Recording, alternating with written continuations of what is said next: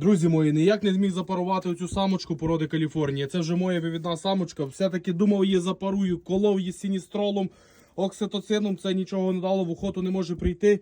Вік її 7 місяців. Друзі, зараз важимо, подивимося дійсно, який відсоток виходу м'яса в породи Каліфорнії. Так як чисту Каліфорнію я ще ніколи не бив на м'яско. Дивіться, таку красуню маємо. І зараз зважимо, подивимося. Так, друзі, наша самочка має 4800. Зараз подивимося, який буде вихід м'яса.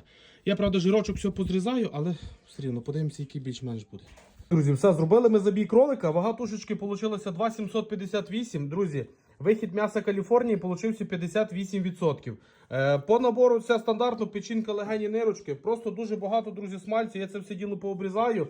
Я взяв так загалом порахував і такий відсоток получився. Мені здається, буде трошки менше, якщо ці всі смальці пообрізати.